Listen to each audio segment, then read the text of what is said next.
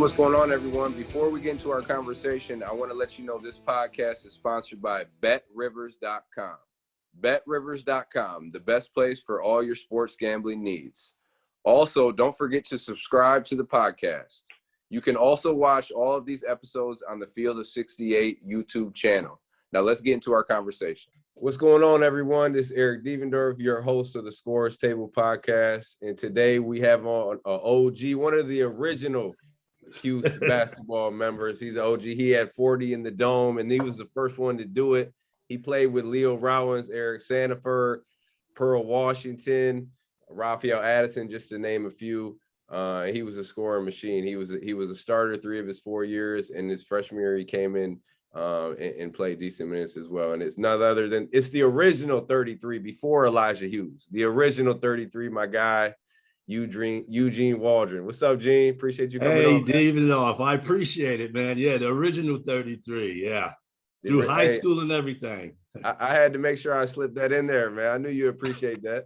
Yeah, that's right. That's right. Yeah, already. So let's start growing up, man. I know you I looked it up. You're born in Long Island City, but I thought it was Queens though, Gene. Yeah, it is. It's Long Island City, Queens. But okay, I grew up in the Long Island in the housing project, Queensbridge housing projects. Queensbridge. Okay, which is the largest housing project in America. So if no one knows who comes from the Queensbridge projects, there's a lot of notable names. First off, Ron Artest, but one of the bigger names, Nasir Jones, right? One of the best. Exactly. Mobb Deep.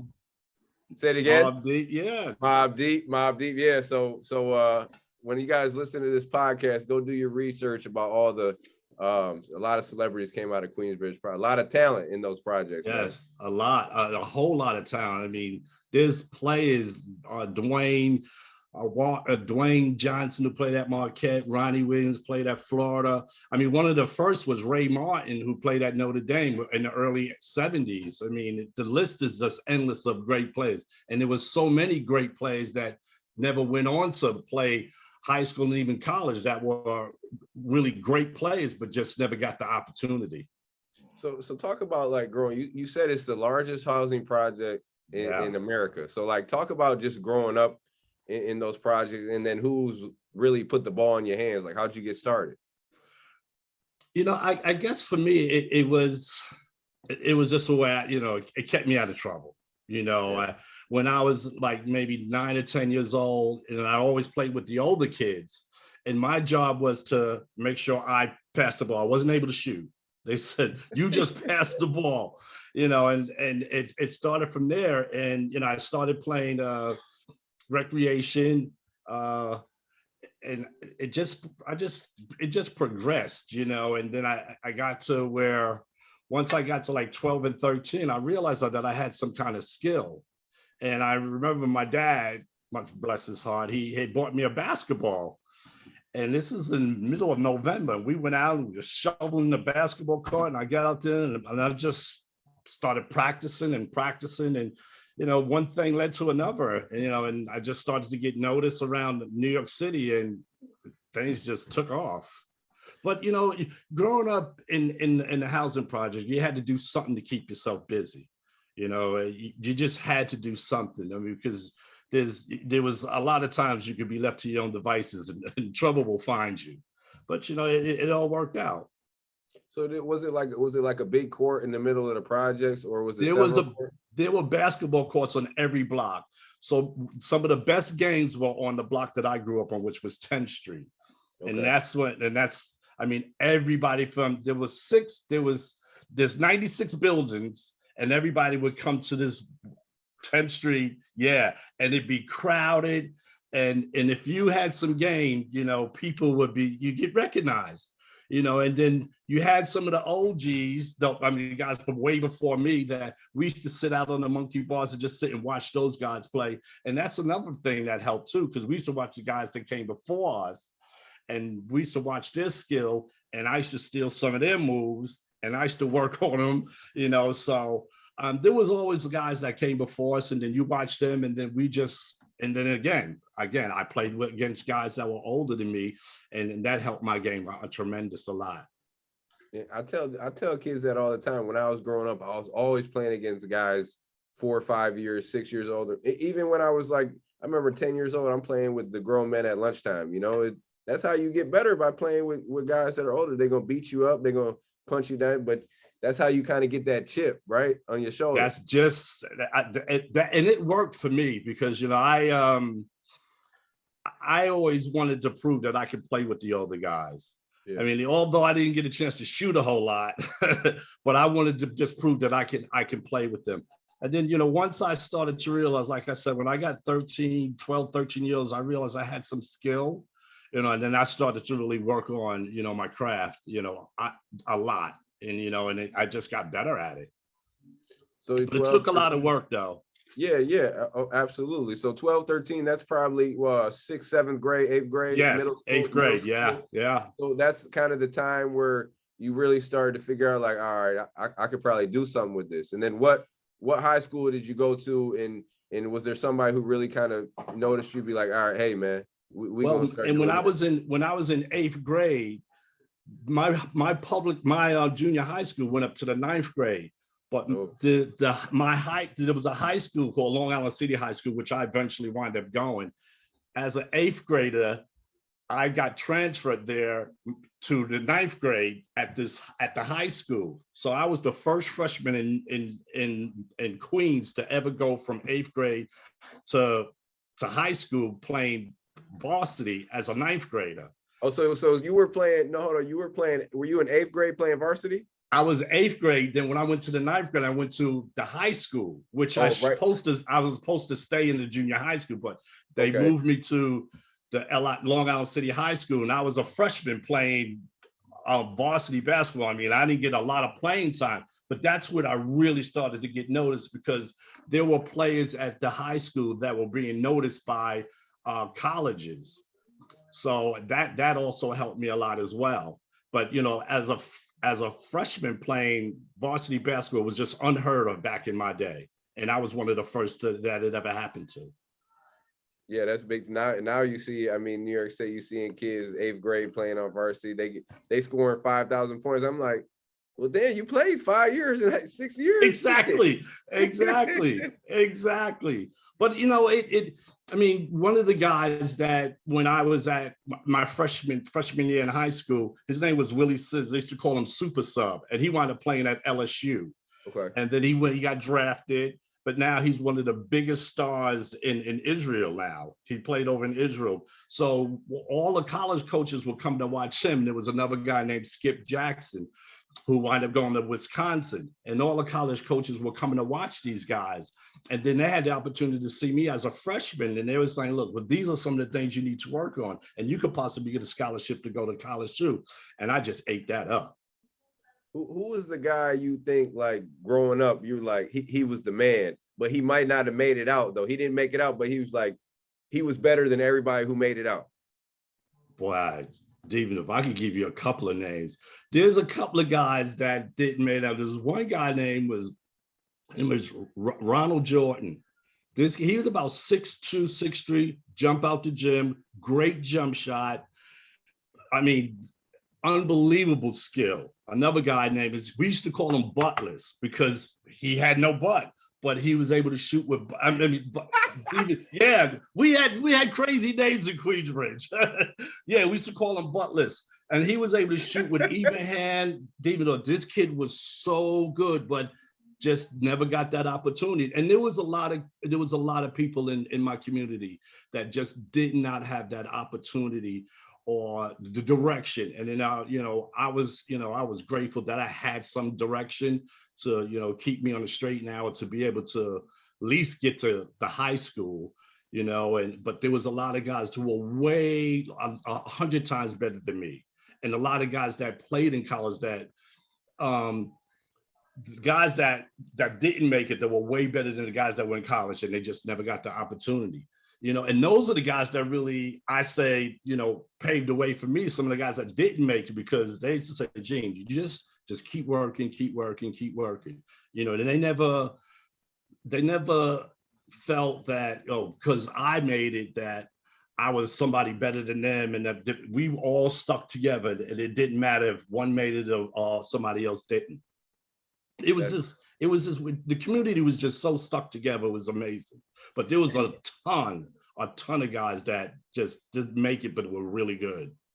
That's different nowadays too, because I mean that's what I guess your OGs are supposed to do that for you, right? They're Exactly, exactly, and that's what happened. It's different now. It's not, they're not really doing that like they used to, or maybe I'm wrong, but I know when I was growing up, like older guys were looking out for you. They were kind of like almost protecting you type thing, to where like, you know, the mistake that they made, if they seen a young guy coming up who has some potential, yeah, all right, we got to make sure we steer him in the right direction. Kind of sounds like what they were doing with you. Exactly, and that was the thing in Queensbridge. A lot of the guys were just like that, and then there was, I think I went home not too long ago, and I seen a bunch of the old guys that I hadn't seen in a long time, and I said, you know, you guys paved the way for me. You know, I wouldn't have made it to Syracuse and played in other places overseas. I said, if it wasn't for some of you guys, you know, and I always, every time I see them, I said, you know,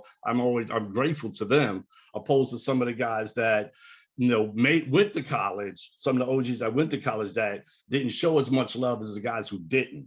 Let me tell you guys a little bit about our partners over at Bet Rivers Sportsbook. If you haven't signed up with Bet Rivers yet, now's the time, because they are offering a $250 match bonus for your first deposit. But what sets them apart is that they require just one playthrough to turn your bonus into cash money. With their new Rush Pay instant approval, withdrawing your winnings is safer, more secure, and more reliable. With basketball season right around the corner, there's never been a better time to get in on the action by going to betrivers.com today or downloading the Bet Rivers iOS app. Must be 21 years or older. Gambling problem? Call telephone number 1-800-GAMBLER. You're a freshman, you play in varsity. What year you say, you know, 10th, 11th, 12th grade, you really start to kind of get heavily recruited and start to, you know, the schools start to come in? It had to be my sophomore year, because my sophomore year, I became a starter at Long Island City High School. And my high school coach, Floyd Bank, he was a very well-known, great coach. And I just, you know, colleges, I started, and I can remember getting my first letter, and I was thinking, wow, I'm going to college. Yeah. And then, you know, the letters start to come in, and they come in. I think at my junior year, you know, I was really being recognized as one of the top players in New York City. And I had a guy, you know, I had somebody who was looking after me and, you know, helping me with the process of, you know, what college life is going to be like to go to play at school. But my junior year is when I really started to get noticed around New York State and around the country. And then, you know, I was playing with the Gauchos as well. So I'm traveling around the country and getting noticed all over the country playing with the Gauchos as well. So it was exciting, you know, to know that, you know, I had the opportunity to get a scholarship and play at college. In my junior year, I always, even in my sophomore year in high school, I always recognized Syracuse. Always, for some reason, I've always recognized Syracuse. And but, you know, junior year is when it all started to happen for me. You know, I was putting some work in on some people in some of these high school games. So when did Syracuse come into the picture? I know you said my junior year. Okay. Who was it? Was it Big Burn? It was Brendan Malone. Brendan Malone. Utah Jazz, Detroit Pistons. Yes. Oh. Yes. So he came down to the project? Brendan Malone came down to the projects. He used to come to all my high school games. I took a couple of unofficial visits up to Syracuse, came to the basketball camps. Yeah, but Brendan was, he was, I mean, Brendan was just a great guy, you know, and he was real truthful. He was real truthful. You know, there was a couple of times I spoke with Bernie, but for the most part, Brendan Malone recruited me. Brendan Malone, that's a big time name right there. People don't know about that. That's a big time name. Yeah. I mean, Brendan used to come in. I mean, I literally had, sometimes after practice, there'd be 10, 15 coaches after practice. And it's funny because everybody wanted to take you out for dinner. And I used to be like, I could pick and choose where I want to go. I Yeah. go with this guy one practice and the next guy. And I used to take my buddies with me. I'd take a couple of buddies. I'm gonna bring my buddies. But Yeah. that process, when you're in high school and you're being recruited, that process is pretty amazing. No, absolutely. So what sealed the deal for the Cuse? Like, what was it for you? I think the thing that sealed the deal was Eddie Moss was a senior. Okay. And after he left, they didn't really have a point guard that was going to replace him. And really in high school, I was a combo guard. You know, I really, you know, I'm grateful that I had the opportunity, but I was more of a scorer than a point guard coming out of high school. And Eddie Moss was leaving, and I was thinking about Syracuse, DePaul, Marquette, Georgia, Canisius, and USC. Those were my 6 schools that I was thinking about going to. And then I just narrowed it down, and Eddie Moss was leaving, and coach was like, you know, you could step right in, and, you know, I can learn behind Eddie. And Eddie Moss was one of the best point guards to come out of, was one of the best point guards in America defensively, and running a basketball team. He wasn't a great scorer, but he can run a team and he can play defense. And that's something that I needed to learn how to do, because all I wanted to do was score. Right. So coach was like, you can learn behind him. And then as a sophomore, you became a starter. But I think that what sealed the deal is, you know, Coach Boeheim came down to the projects, came to my mom's apartment. And we sat there, and, you know, you say things that, you know, he says things that, you know, you want to hear.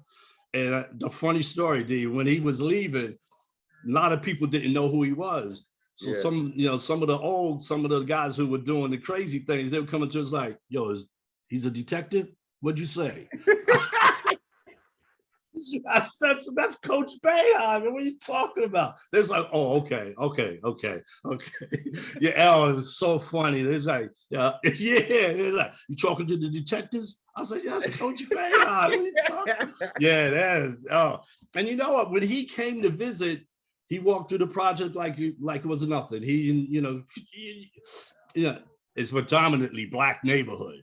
You know, so he came in, and it was a good interview, and everything went well. And I just decided that Syracuse had to be the place, and plus it was close to home. The Carrier was going to be the first year of the Carrier Dome. Ooh.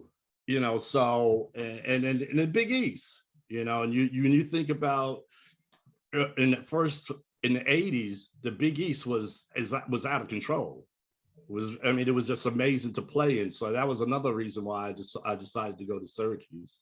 So we'll talk about that Big East though, because like you said, that's like the 80s is like Georgetown. You was just like going into it. You came to Syracuse 1980, right? 1980. Yeah. And then Georgetown, Villanova.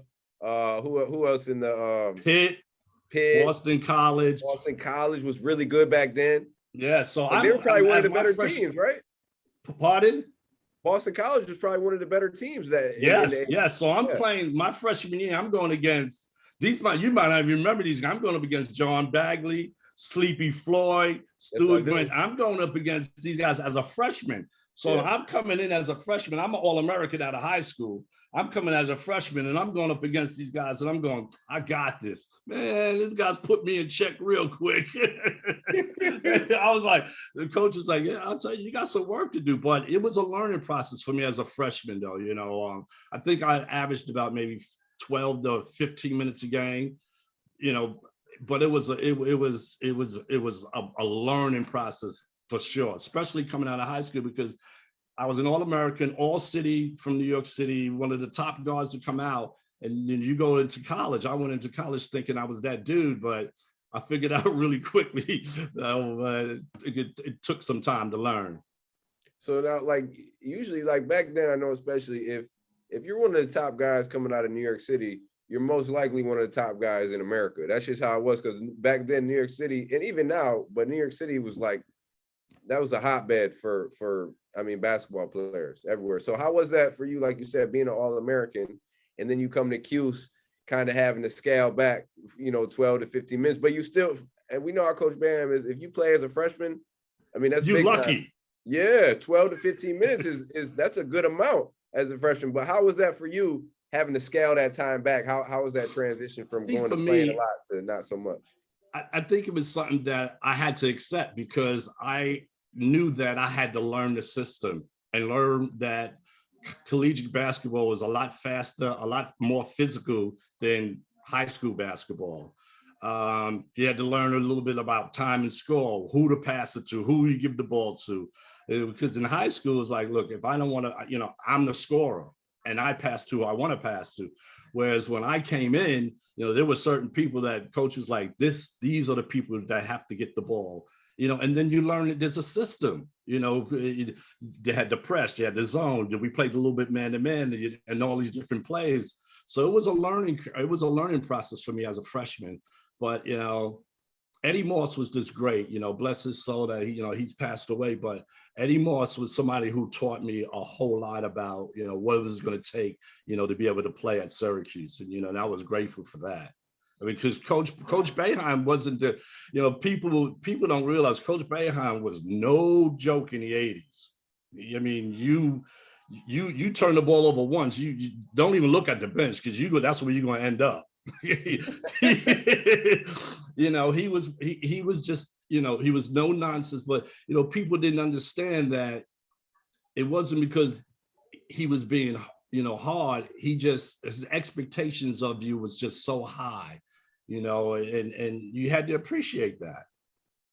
And that you kind of answered my next question. I was going to say, who really kind of helps you, your first year get through those ups and downs? That you kind of talked about it with Eddie. Yeah, what specifically did he really do though to kind of get you through it?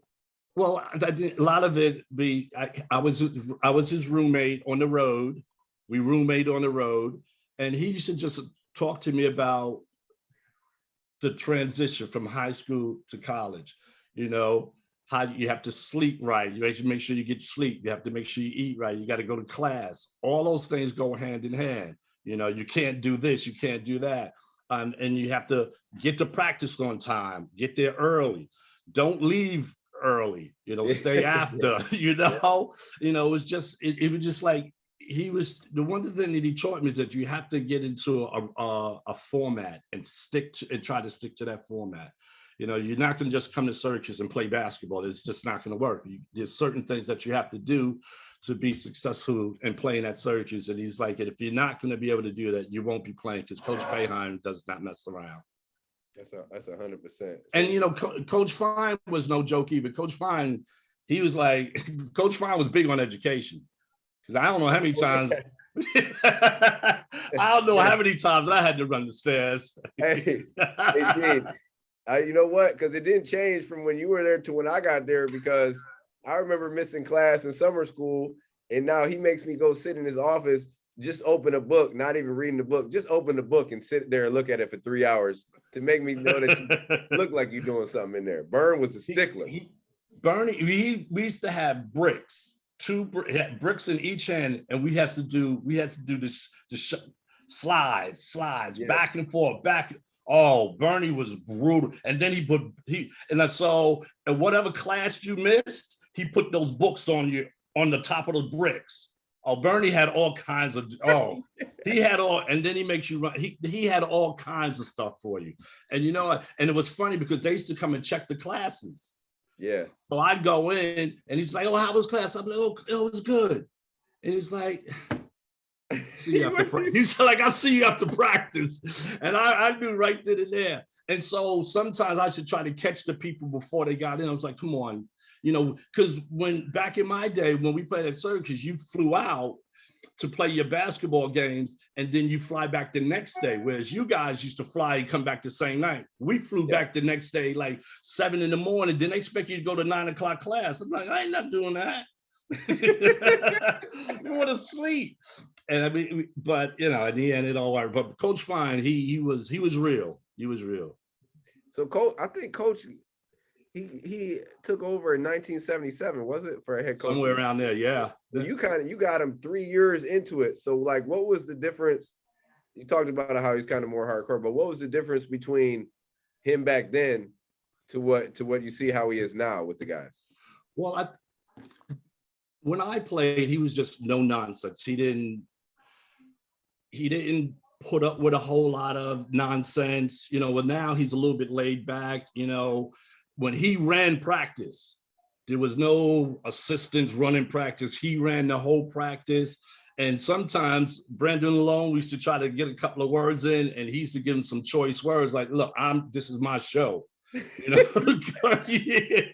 like, this is my show. And he ran practice all the time. He was always there. He never let the assistants do anything other than, the scouting reports. And that was very rare.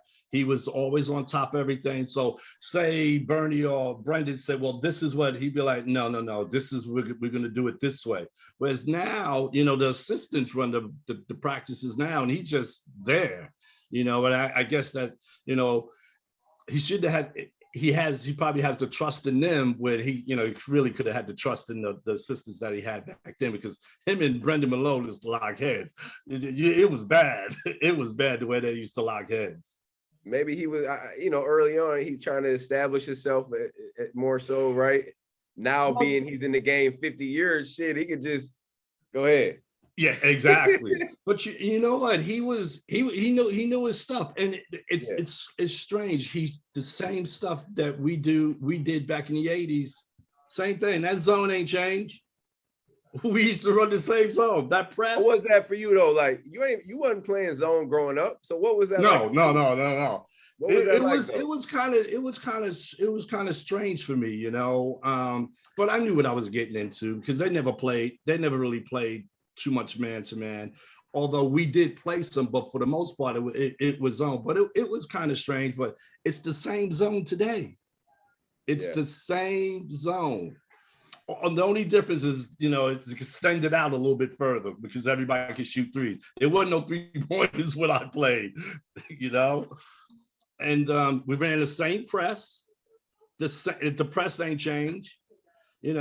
Everything's the same, and he's been successful doing it. I tell you what, I remember going to practice maybe a couple years ago. Man, that practice schedule is the same as when I was playing. As far as like, how you break it down. Obviously, they're gonna tweak some stuff, and then you break off into groups or whatever. But the same how it's structured, same thing. Like that's it. He just know what he want to do. It hasn't changed at all. But you know what? You can't be met. It works. It works. A lot of people say, oh, but it works. And to be doing what he's done at the same school, it's just, I just find that amazing. But, I can't see him leaving anytime soon. So my freshman year versus Rutgers, and Quincy Dewey was just going off. We ended up winning the game, but he was going off. I'm talking about pulling from like half, and then like there was nothing we could do at that time. He was just making every shot. We ended up winning in overtime, right? Terrence hit the game winner. Of all people, Terrence, when he was trailing, he damn well coach like, Terrence, no, fucking, he shoot that shit. That shit was all net. I just remember he was. We get in the locker room, like you said, after the game, Louis started. He upset. Like, so he like, man, they should have put me in. I'm gonna guard this motherfucker. And then coach say something, and then he started like, man, Louis lost. I'm talking about he broke through everybody. He lost it. Pick up a chair, and then after he picked up the chair, we just see my man. Yeah, but you see, Coach went away though. Coach wasn't no part of that. Coach went away. But that was one of the things about Coach. He had his way, and that's just what it's either you accept it or you got to go. Yeah. And I don't think he ever meant anything negative about how he coached or anything. That's just who he was, and that's just who he is, but there was times, I can remember times where he would He be screaming at me so bad. I could call my moms and say, call my moms and tell my moms, yo, tell him to stop screaming at me. He be, yeah. I was like, man, tell him to stop screaming. He used to, I mean, he stayed on me. He stayed on me. And I'll never forget that day, that game against Iona, when I dropped 40. There's a picture of me coming out the game and he's not even acknowledging me. I had 40 and it was still about maybe, I would say 3 or 4 minutes to go. And the student section used to be behind the bench. Yeah. And all my friends and buddies are screaming, let him get 50, let him get 50. He took me out the game and he never even acknowledged me. You could just see me walking past him and he just pats me. And to this day, he never even said great, never even said good game. Never even say good game. And years later, D, check this out. Years later, we were doing something at a restaurant and somebody brought that up and said, he could have never done that again. Coach was brutal. Yeah. Hey, coach. Yeah. So here's the thing, right? And then, so after the game, North Carolina was coming in. So I'm feeling myself. I'm like, I just dropped 40 against Iona. North Carolina's coming in. I know Jordan's going to be probably guarding me. I'm feeling myself. So, yeah, so I'm thinking, yeah, I'm going to get mine. So during the practices, he's not even like hyping me. Coach is not like, yeah, you know, it was all about Pearl. I'm like, you know, come on. You know, so before the game, for the tip-off, Jordan comes by, he says, you're not getting 40 tonight. I was like, okay. I had 8 points, but, you know. Man, MJ, what did MJ do? I think he had like 16. But we were playing zone. We played zone most of the time, but that was funny. He came up to me before the game. He's like, you're not getting 40 tonight. I was like, okay. But you know, and it was funny too, because after I dropped 40, every time we'd be running the break, Pearl be passing that ball to Raphael. I'm like, Pearl, I'm open. He passing it to Raphael. I'm like, Pearl, I'm open. Pass me that. He's and so, and even after the game, he's like, I didn't even know you had 40. I was like, yeah, I had 40. And after that, and so then, you know, what was it though? Like that, like, I mean, that day, was you feeling different? Like, was it just like you knew something was going on? Like you was feeling my whole family was up for that game. Ah, okay. My whole family was up. No 3-point line, no. I no 3-point line too now. No 3-point line. Yeah, I'm sure you hit a couple. And here's the thing though, Pat Kennedy was the coach at that time for Iona. Okay. And when Valvano was the coach for Iona, Pat Kennedy used to come and try to recruit me to go to Iona when Jim Valvano was there. Yeah. And so when I was being recruited, he came, we took me out one night and after practice, and he tried to give me a couple of beers. And I told my moms about it. My moms called them up and told them that's it, they done. But I almost went to Iona because my moms wasn't playing. I almost went to Iona because of Jim Valvano, but then he wound up going to NC State. He wound up leaving. I almost went to Iona, and then when he got the job, when Pat Kennedy got the job when I was at Syracuse, he was in the newspaper saying, don't worry about Waldron, just worry about Addison and Pearl. And this is what he said the day before the game, don't worry about Waldron, just worry about Addison and Pearl. 40. I was thinking, yeah, but I was the 2 guard then, Pearl was the point. So I was saying to myself, I'm just gonna go for it. And 40 it was. 40, man, that's a good, man, that was really 54. I could have threw it in backwards. It was going in. It was, it was just one of those. It was. And I tell people sometimes it could have been one of my worst games ever, even though I dropped 40. Because after that, you know, I started to struggle a little bit. And now I'm a senior, so now he's creeping in these freshmen, and my minutes are going down. You know, but. And then in the end, you know, it kind of all worked out, you know, because, you know, when I had that 40 points, I was thinking, well, you know, I was on people's radar for the NBA, you know, and coach is like, that ain't happening. You know, and it was a blessing in disguise because he said, look, just concentrate on getting your degree. And, you know, and that's what I did, because then I realized, it ain't going to happen for me, you know. But I mean, that was no fault to coach, you know. If I could have just worked a little harder and stopped, you know, not just lived on that I was that good and just worked a little harder, because I was on the radar, but you know, you live and you learn. no question. Talk about Pearl a little bit, because you were a senior. He comes in his freshman year. Like you said, you go to your natural position for real at the 2. Now he come at the 1. Like what was like? Was there something different like right away that you seen from Pearl like coming in as a freshman? I think what you saw right away was a lot of confidence. Okay. I mean, he just had a lot of confidence, a lot of swag. And he had a pro body build, and you could see right away that it was his team. It was going to be his team, and it didn't matter. Even though Sean and I were the captains, he was the third captain, even though he wasn't. You know, he made the decisions, and me and Sean just be like had to go with it. You know, okay, Pearl, whatever you know. You know, and that's just how it was. But you know, he was a good guy. I mean, there was a lot of times we locked heads, you know, because I practiced hard, and sometimes he come and he wouldn't, and we locked heads a lot of times. But for the most part, we you know, we just got over it. And when we played, we had some great games together. I mean, he was probably one of the best guys that I ever played with, and the point guard in the guard position. And although Eric Sanford was pretty good, but playing with Pearl was pretty amazing. And especially to watch what he can do with that basketball.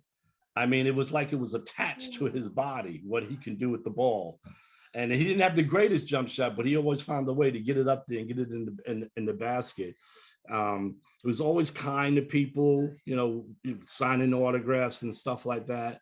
But it was phenomenal playing with him for the 1 year. Really had a great time playing with him. We had some funny stories.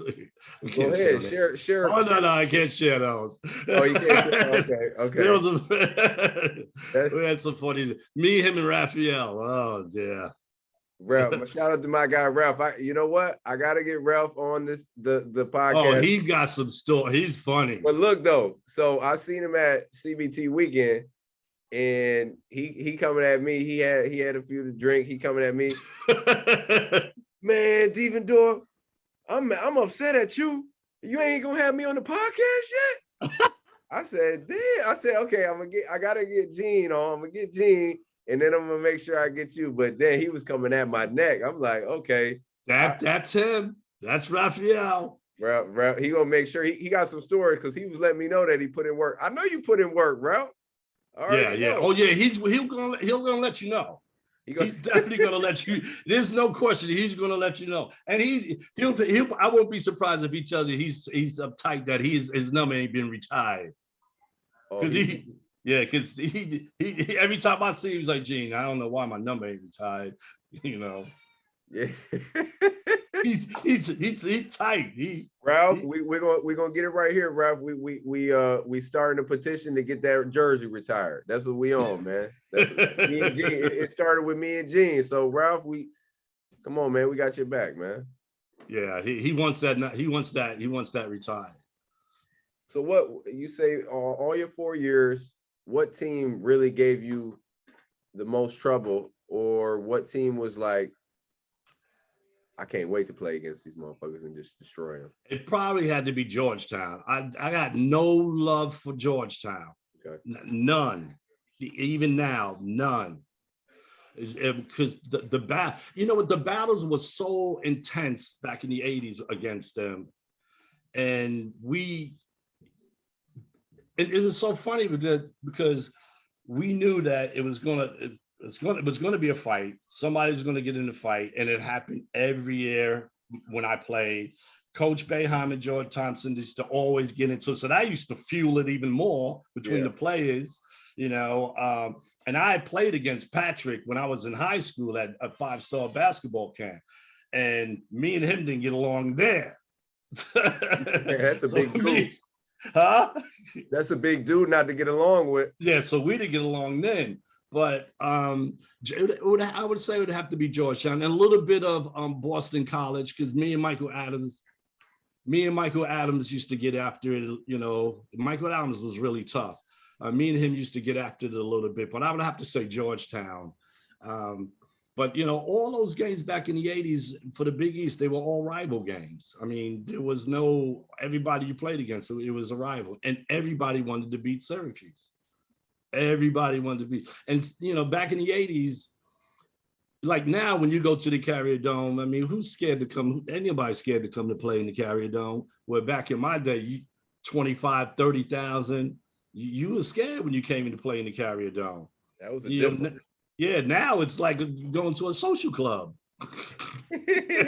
Well, Gene, what's the difference between today's game and back then? Like, what's the difference? Give me some, like, because it's pros and cons to everything, right? Give me some pros and give me some cons.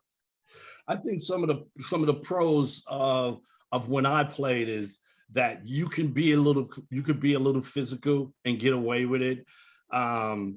And the referees let you get away with being a little physical because that helped your game. Whereas I think now, you can't even breathe, you can't get as physical as you like because it's always a foul. And, the game is not as tough as it used to be back when I played. You look at some of those games in the '80s and when we played, those are some brutal physical games. When it was over, I mean, you needed the whirlpool. You needed to get in some ice. Whereas now, the games is not like that. And then also, that 3-point game now has opened up the game so much now. Yeah. I mean, you look at, if I would have taken a floater in '80s, you'd be sitting on the bench. You've never seen that in the '80s back in my time. Or some of those deep 3-pointers that some people are shooting nowadays. So the game is just opened up so much. Whereas, and like sometimes when I watch, I was like, man, if I was able to do that back in my day, I'd be loaded. The game it's changed. It has changed so much where it's opened up and it's not as physical. The 3-point line doesn't even mean anything anymore because the people are shooting 3 or 4 feet beyond that. Whereas back in my day, if you ever did like that, you probably never play again. The game has really changed so much in that aspect that I would like to see it be a little bit more physical. Let the players get into it a little bit more. Don't call such ticky-tack fouls. Because I always say to people, I said, if my team in the '80s played against some of the teams in the '90s, we just beat you up. We might not win the game, but we're gonna beat you up. That's just we might not win, but you're gonna know that you were in a basketball game. Yeah, that's one thing I just definitely know. I mean, obviously nowadays the floor is way more spread out because guys can shoot it. So you're extending guys out there now.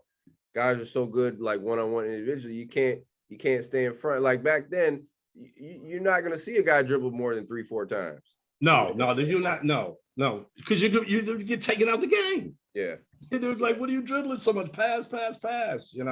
So that's in that aspect, the game is changed a whole lot in that aspect. And then you look at it and think, wow, wouldn't it be interesting if they had all that stuff when I played? Because if they'd had the 3-point line when I played, I think that would have helped a lot of players. Yeah.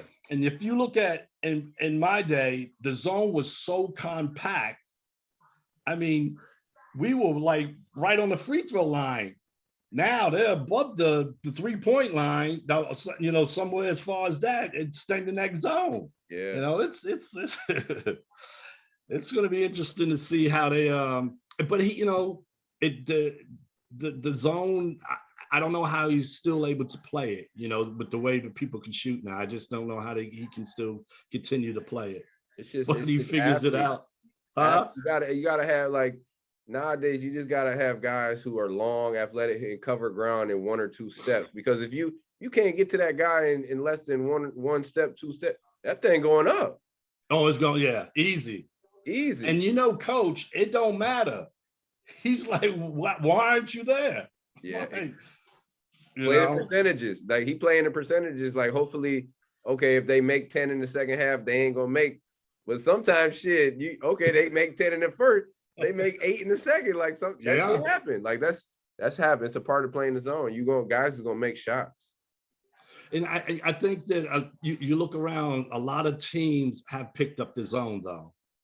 No a lot of teams have picked up that zone. I think it's going to be interesting to see how they're going to be able to play it this year. Because Jimmy's going to be starting. I bet Jimmy's going to start. I mean, I wouldn't doubt it. This is last year. I'm saying it right now. He's starting. He's going to start. Locked in. Okay, who's your starting five then? You know what? That's a tough one. But I know Jimmy and Buddy starting. Okay, that's two. Give me who's the one. Who's the one? I don't know. I don't know who I could put at the one. Well, I mean, it's going to be Joe Girard. You think so? Who else is going to start? That's true. Samir? I mean, they're not going to start Samir. I mean, unless it's going to be Joe, Buddy. We're going to have Barama, I believe, at the 5, right? Yeah. I mean, or Jesse. I don't know how, I'm not in those practices. So, and you thinking, I'm hearing good things about the freshman Benny, but then again, he's a freshman. You don't know. So, see, and that's where I'm at. That's why I can't pick a 5, because when you come into that collegiate level, when you're a freshman, you gotta prove something. I think Cole Schweider gonna play too. He might start. Yeah. You might put Jimmy at that 3 spot because he'll play on that wing because it's so you can put Cole, Jimmy, Buddy, Joe, and then I guess Barama, but I don't know. It's like, you gotta have some. That's not the most athletic team out there. Right? No, that's not the most athletic. And yeah, because the opposite team get the rebound, they going, But look at it, but now you got the other way, all shooters. All shooter. You know what I mean? So I mean, he got a good mix to where you can mix it up. Like you could. I'm hearing a lot of good things about Benny, where he's super athletic and he could do multiple stuff. He's pretty versatile. So I don't know, man. We'll see. We got to have. I just wish. For me, I wish a lot of those guys would have just stayed. I wish a lot of guys wouldn't have left. Yeah. Because here's my thing. I'm of the mindset that. Let's battle it out for. Let's battle for some time. Let's battle for some time. That's how it's supposed to be. Yeah, let's battle. When I came in, that's how it was. My freshman year, I came in. Louis was starting. Louis McCroskey was starting, but I can remember you guys used to go at it. That we had to. Yes. And like you gonna look. If I get the opportunity in the game and I'm gonna take advantage, then it is what it is. But like in practice, like I gotta go at you. Like it's like I'm trying to play too.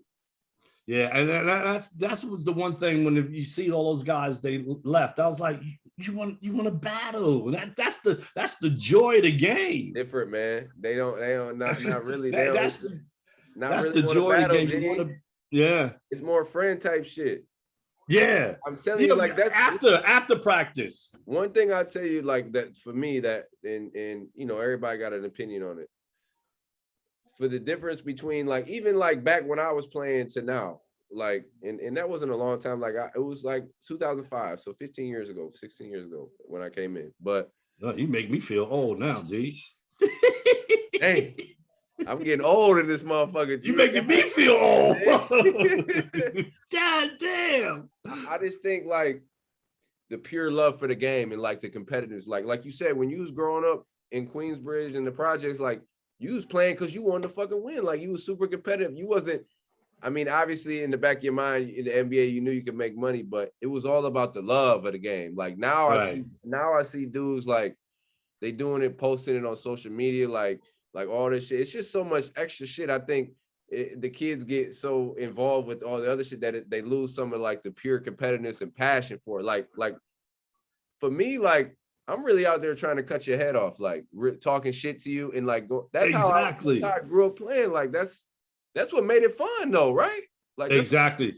I think that was one of the things that I enjoyed so much about the game, that yeah. we can talk trash to each other, and then after the game, okay, we cool. But once we step in between them lines, I'm going at you, and I'm going to say whatever, and you can say whatever. But best man win, and then after the game, okay, we cool. But you're right, that edge is kind of lost now. And even when I'm training some kids that I train, you got to constantly tell them, pick it up, pick it up, pick it up. And I'm like, if I got to keep telling you to pick it up, then how much do you really want it? Really don't. It should be just one time. You can't teach one. somebody to go hard. Yeah, and if I got to keep telling you to pick it up, then what are you doing here? And there's times I say, look, don't waste my time. I was like, yo, don't waste my time. Yeah. But you shouldn't have to say that nowadays. And back in that day, no one had to tell us that. I know no one had to tell me that. Yeah, I didn't really have. I mean, you had guys who would like, okay, hey, open the gym or whatever. You ain't have no trainers, man. Like I'm just gonna be real. Like, okay, this is like we're trying to help these kids out, but we ain't had no trainers for real. We were playing. I was out there hooping, man. That's how I learned how to play. I was out there hooping, man. All day. That's it. They don't do that no more. You go outside right now, of course, empty, man. I know, and that's the sample. I mean, I try to explain to some of these kids about what it was like for me to be able to play basketball and to get to the level that I played, and the work that you have to put in, And even my two sons, they was like, my youngest son's like, Dad, get me on Syracuse. I was like, I can't even get you out of bed to go practice on your own. What are you talking about? And then he wound up going to the Marines. So that was the best thing that happened to him. That was good. Yeah, it's kids. I don't think kids really get it. Like they say, hey, can I be D1? Can I? You got to practice every day. Like every day, you got to be obsessed with the shit. And even then, you got to be lucky. You got to be lucky, yeah. I mean, and to get noticed, you really do. I mean, because you're talking about a ton of kids that are possibly at your level, maybe a little bit under or a little bit above. You got to get noticed.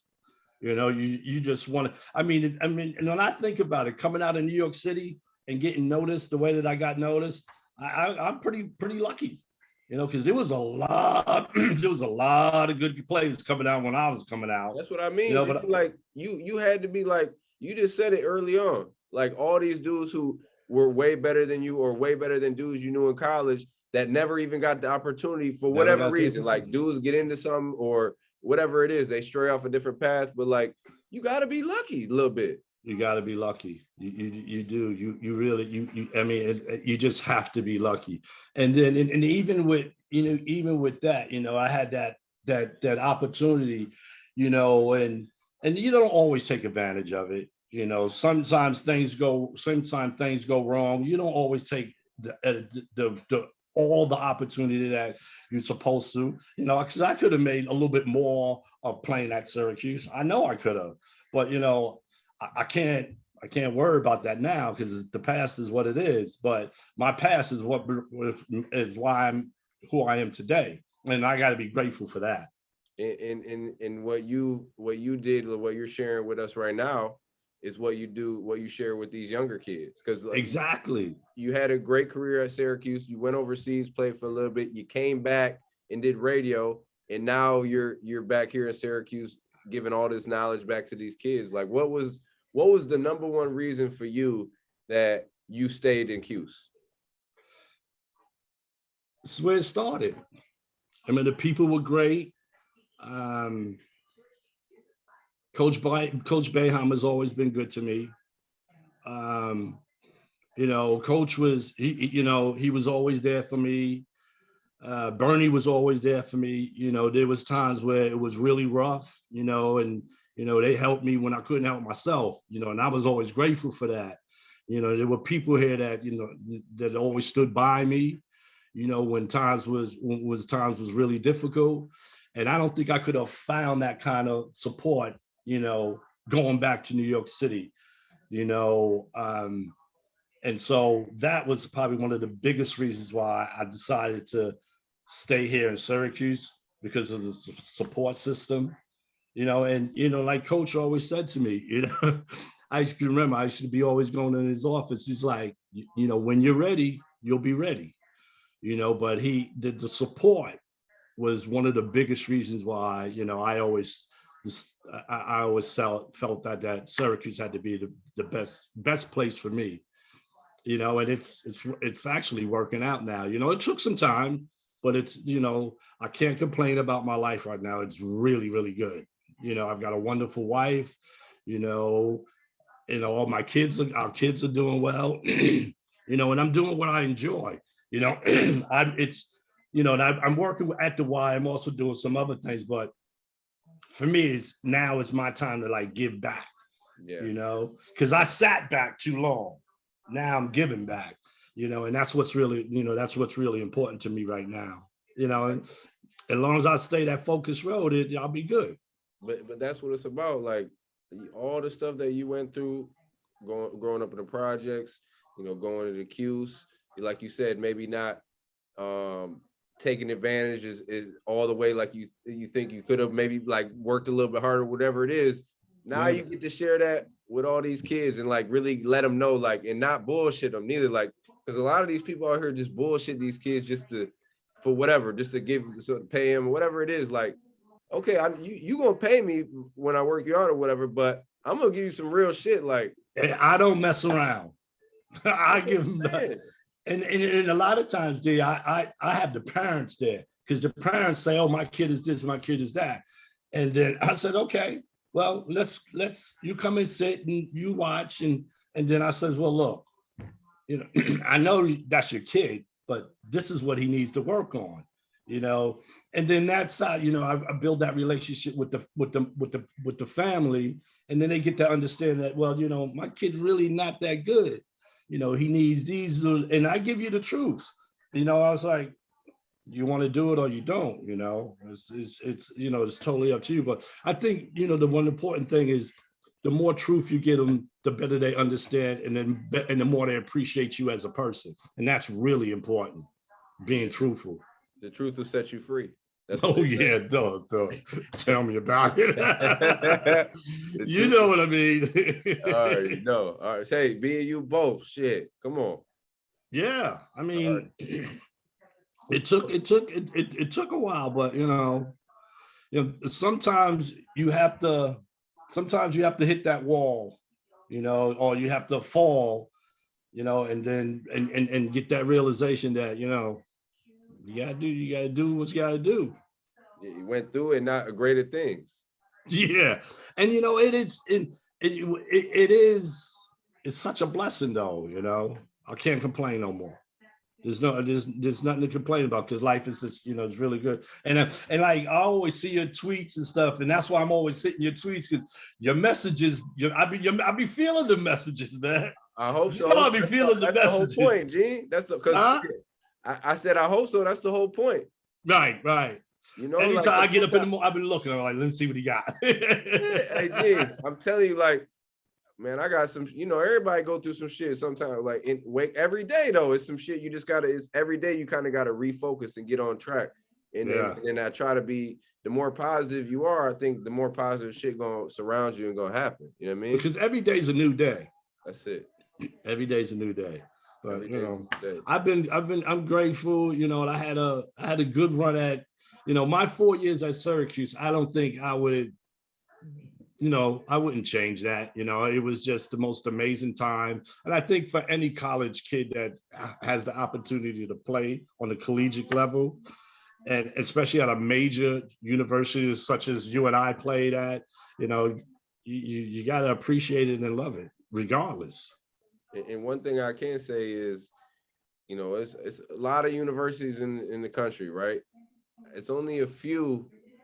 I say probably maybe another one that I really think would be like that is Michigan State, because I know a lot of guys who went there. But Syracuse, it's like it's a family atmosphere for real. Yeah. I mean, we see it with these guys that come back, CBT and Just coming back during the season, during the games. I mean, it's all love. Like, you might not have this, like, Gene, you played in 1980, 1984. I played in 2005, 2009, but we got that commonality to where we played for Coach. We got a lot of the same, we shared a lot of the same experiences from him and just from playing at Q. So that makes us family. You know what I mean? And Syracuse is everywhere. No, everywhere. It's everywhere, United States. You go anywhere, and then it's a lot of love too. I mean, it's a lot of not so much love, but for the most part. But that's just who we are. That's it. That's just who we are. That's a fact. All right, last question, man. I'm gonna leave you with this. You gotta give me something good, man. I need give me a regular season expectation. Where are we gonna finish in the ACC? I was about to say the Big East. Big East way fucking better than the ACC. And then what are your expectations going into the tournament? Are we gonna make a run? Are we gonna make it even? What's it gonna look like? Well, I'm saying I think we could finish in the top 5. Okay. I think that's a strong possibility. And as far as making a run of the tournament, anything is possible, because here's my thing. Coach is going to be, you'll know when you watch the non-conference games how well they're going to possibly do in the ACC. And I tell the players all the time, if you players can't get anything done in the non-conference games, find your seat, because that's where you're going to end up, because you ain't going to play. So I think they could do top 5. I think that's a strong possibility. They got the ability, and they got to have that connection. As a group, they got to have that connection, and it's probably going to be a little bit difficult for some of the players, because Jimmy and Buddy, they're going to be different. It's going to be different with them on that team. Coach, they're not going to get that kind of, it's like some of the other players. And you know that. Yeah. So the other players are going to have to understand that, and that's just how it is. If they can get that connection together, I think they can do top 5. And running the tournament, it's going to depend on, the essence is going to depend on how well they play in the ACC. Yeah, and I agree with you. I think top 5. I mean, shit, last year we didn't think they would be the Sweet 16. Should they make a Sweet 16? I don't know how that happened. You never know, though. And tournament time, you play that zone, you fuck around, play a team, never played it. And that's what happens every year. That zone. You ain't got time to prepare for that. No, that's what I'm saying. You know what? I think this team will surprise some people. I think they got guys who give a lot of effort. They got a lot of shooters. It's always good where you guys got guys who can shoot the ball at every single position. And I think we have enough mixture of athletic ability with Benny coming in. I think Samir is going to surprise some people coming off the bench. He's like a tough fucking point guard who's going to get up in you and not make it easy on you. And then, he's improving offensively and stuff. So I'm with you. I think top 5. And I think, that's what I'm thinking top 5. I mean, if they could work that zone, because they ain't going to be playing no man to man. No, that's just not going to happen. He's just, we don't have that type of team either. No, I don't know.